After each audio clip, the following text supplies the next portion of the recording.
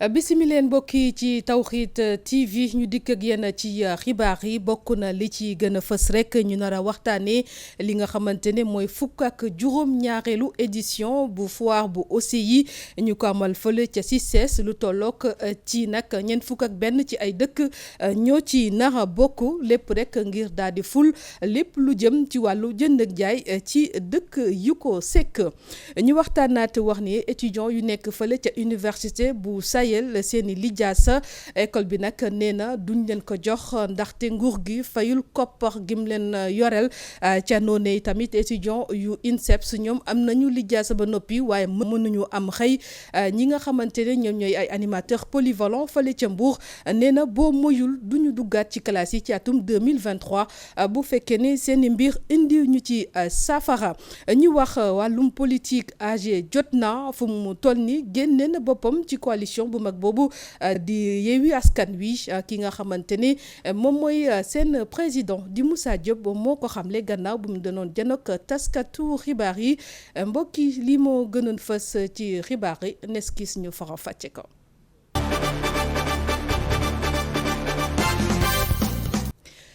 bi simale yéen ci xibaar yi nam leen ko waxee woon rek fu mu toll nii ni ki nag démb la ñu daal di amal lancement foire bu OCI mu nekk fukk ak juróom-ñaareelu édition ñeent fukk ak benn ci ay dëkk yu bokk ci umma islamique ñoo ko sekk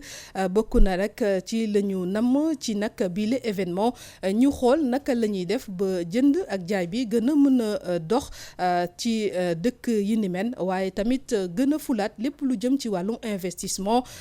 ci bëgg-bëgg nag ñi nga xamante ne ñoo ko organiser itam dañoo bëgg Afrique daal di mënal boppam ci lépp lu nga xamante ne da koy soxla ca la mu war a lekk dañ ci ànd ak Imam Thiam Abdoulaye Wade. En souhaitant plein succès à tous les participants,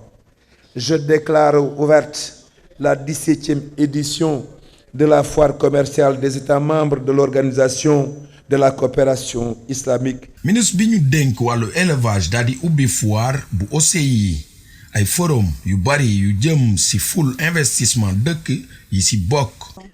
Le premier événement, c'est le forum des API, des agences de promotion d'investissement des pays de l'OCI. gannaaw foire bi rek am na ay nag investissement am na sax ay forum yu bëri yi ñu nar a amal bokk na ci yan pexe la ñu war a tëral ngir rek gën a ñoŋalaat lépp lu jëm ci investissement ci dëkk yu ko sekk waaye tamit ci biir investissement yooyu le nu ñuy def ba dëkk yu bokk aussi ñu mën ko delloo si ñu bokk ko ñun ñëpp mu bañ a génn beneen tamit mbir boo xam ne dina ci daal di addu ci na mu gën a yaatoo mooy rek ci wàllum coopérative yi nga xamante ni jigéen ñi rawatina ñoo ko rek daal di yore ñu def pexe ba ñu daal di yegg ci marché internationaux yi beneen forum bi tamit boo xam ne ci suñuy gët am na solo ci wàllum industrie xalal dañu bëgg ba opérateur sénégalais yi ñu gunge leen ba ñu am li nga xamante ne mooy certification bu jëm ci wàllum xalal. Et former les opérateurs sénégalais dans la certification du halal. produits agricoles yi ñoo gën a bari ci stand yi bu ñu sukkandikoo ci directeur bu CICES day tax Afrique lu muy lekk mu bayal ko boppam. wax ne tey boo xoolee exposition yi wax dëgg yàlla produits agroalimentaires yi ñoo fi bari parce que li ñu bëgg a wane foofu mooy Afrique mën na dundee li nga xam ne moom lay béyee. waaye tamit ñu bay li nga xam ne loolu la ñu dundee tey thème bi mooy fexe ba ñun dëkk Afrique yi ñu joxante loxo bu promouvoir les échanges commerciaux dem ba nga xam ne tey lu ñuy wax la promotion de l'expansion économique sunu réew bu ne. directeur bu CICES ne ñoo ngi xool yan pexe la ñu mën a laal ak OCID ngir ñu organiser yeneen foire yu jëm ci wàllu wérgu yaram njàng mi industrie ak yeneen. étudiant yi nga xamante ne nag nguuru Sénégal moo leen orienté woon fële ca université bu Sahel fu mu toll nii seen i lijaasa mënuñu cee teg loxo li ko waral mooy rek université bi nee na du leen ko jox ndax nguuru Sénégal moo leen yoral xaalis ca noonu ñuy woote wàllu ki nga xamante ne moom mooy njiitu réew mi Macky Sall gannaaw bu ñu tasee ak ministre bu ñu dénk lépp lu jëm ci wàllum enseignement supérieur waaye tamit ñi nga xamante ne ñoom dañoo am lijaasa ba noppi coole ca INSEPS ñoom mënuñoo am xëy moo tax ñiy woo ministre bu ñu dénk wàllum sport mu daal di ci andi saafara ca waxtu woowee tamit ñi nga xamante ne ay animateur polyvalent lañu fële ca Mbour mer ba futtu la ñu daal def ni boo moyul classe yi atum 2023 duñ ca dem bu fekkee ne ni anduñu saafara ci seen wàllum situation li ni mel népp dañ ci ànd ak ci compte rendu bile ci seen janoo ak taskatu xibaar yi fële ca siège bu FRAPP. gannaaw bu ñu doxee jéego yu bari taxut ci ñaar téeméer ak ñeent fukk ak juróom-ñaar ci ay étudiants yu université du Sahel ñu daal di jot seeni lijaasa ca noonee ñuy woo njiitu réew mi Macky Sall wàllu. dañu bëgg a alerter Sénégal alerter population bi wax leen ne ñun sonn nañ te actuellement ni xeex bi dinañ ko continuer. pourquoi ñun doomu baadoole yi nekk fii nii fal ko jox ko suñu xaalis ñu ne ñuy jël suñu xaalis di ko fay leen seen ay doom ñoom ñu leen di jox ay diplôme ñun ñu jàng rayante bay bëgg a dee pour dimbali suñu ay waajur teral suñu ay famille ñun pare suñu jàng ñu leen di jox suñu ay diplôme parce que état amul lu mu ko fayee. ñoom am nañu seen lijaasa ba noppi waaye nag lu tolloog ci ñeenti promotion ba léegi kenn recruté leen ñu formé woon leen ci filière yu yees yu INSEPS. comme ñoom dañoo wax ne ay maanaam liggéeykat yi moo manqué woon ci ministère yooyu jeunesse ak sport donc boo defee sa formation ba pare def say stage ba pare ba jot sa diplôme li gënoon yenu maanaa mooy que ministère yooyu nga xam ne wax nañ amul ay nit yu fa liggéey ñu recruter leen ñoom ñu gérer sport bi ak gérer animation socio-éducative bi. léegi nag depuis ay at 2017 ba léegi collectif bi mu ngi daw ci ginnaaw ñaari ministères yooyu muy ministère de la jeunesse ak le ministère du sport. animateur polyvalent yu Mbour mer ba futt lañu daal di def ci seen gis-gis dañu jël personnel non qualifié teg leen ci seeni place. président Macky Sall ñëwee na nañ jël ñi nga xam ne ñu ngi nekkoon ci kaas yi ñu am yaakaar ne comme wax na loolu alhamdulilah léegi kon suñu aajo dana faju ñu bàyyi ñi fi dem jël ñun xale yi nga xam ne ñun ñoo leen doon jàngal démb xale yi nga xam ne 2000 la ñu judd te lii may wax soxna may mën a si sox moom may gis xam na li ma wax am na ñoo xam ne 2000 lañ judd nga xam ne concours élèves lañ leen waroon a jaarale mais jaarale leen foofu dañ leen jël dugal leen ci liste yi sàccal leen ay place jox leen suñu place yi tit bii nag ñi ñuy teg loolu lañ bëgg mu jeexal ko na jeex takk te li ma ko wax nii loolu laa koy wax ñun ren jii nii fii nii 2023 bi billaay du ñu ko romb suñu animateur benn wala jeexal nañ ko tey ci Sénégal. jëlee ko ci étudiant yu université du Sahel diplômé yu INSEPS dem ba ci bénévole yu nekk fële ca Mbour mer ba futtu la ñu daal def gannaaw gisuñu kenn ku leen wàllu ci seen i jafe-jafe moo tax ñuy woo autorité yi ñu def seen kéemtulaay kàttan lu ko mooy nag ñoom xeex bi dinañ ko wéyal ba ñu dégg leen. ñu wax ci wàllum politique rek li nga xamante ni moom mooy AG jot na fu mu toll nii moom génne na boppam ci coalition bile di Yewwi Askan Wi ki nga xamante ne moom mooy président boobule nag parti moo daal di xamle li nu mel di maître Moussa Diop gannaaw bu mu doon janook taskatu xibaar yi ne rek dellu si waat na ci lépp li nga xamante ne moom mooy boobule nag coalition na mu doon doxee ci wàllum politique. waaye tamit ci yeneen i mbir yi nga xamante ne dañ ko fas yéene doxal ngir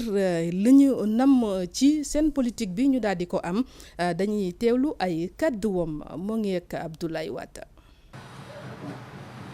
mooy structure boobu ñu naan Yewwi Askan Wi yaakaar bu rëy la woon pour tous les Sénégalais yaakaar boobu gis nañu par la suite. Quelque temps après, il y a un groupe de 3 structures. ñetti groupe boo xam ne ñetti nit a ko def muy le Taxawu de Khalifa Sall muy le PASTEF de Ousmane Sonko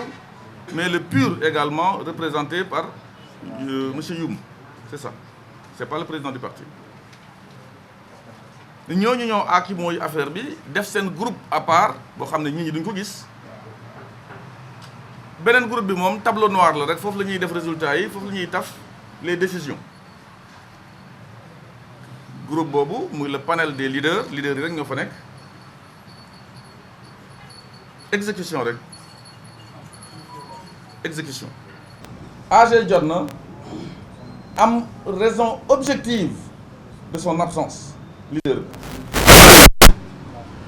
te bu ñu convoqué réunion à 11h mu ne fi nekk à 18h mu ne comme que may nañ ko ñële te xam ne seen leader ñu ngi fii sax amuñ sax raison objective ils ont une raison subjective ou personnelle may nañ leen ko ñun ba ma ko demandé dañoo xaar ba réunion bi des même pas 1 heure de temps sama grand frère Khalifa Sall bind ci groupe bind Moussa Diop on va pas te l'accorder li may wax ñu ngi may dégg man j'ai pas l'habitude de raconter des contre-vérités et le message est là je l'ai pour lan ku ma am ndey ku ma amul ndey pour lan boobu laa commencé sentir qu'il y a quelque chose qui ne va pas te étant donné que faale wuñ ñu yemul foofu dañuy xeex troisièmement dañ ñoo ragal qualitativement parce que moi je ne suis pas concentré à la politique ba ma ñëwee Sénégal les 6 ans que j'ai fait à Demdik j'ai pas fait de la politique je faisais de la gestion bu fekkee politique rek on verra bu ma suspendre samay activités yi fa la ñëw fii taw ci terrain bi on verra. temps wu refondation du parti moo ma intéressé ñi nga xam ne ñoom laa àndal parce que cap sur 2024 désormais. À partir d'aujourd'hui nous avons pris nos responsabilités de prendre acte waxuma sax de démissionner de prendre acte de notre isolement de combat bu ñu mener contre le parti AG contre les agendas politiques yi ñu def et surtout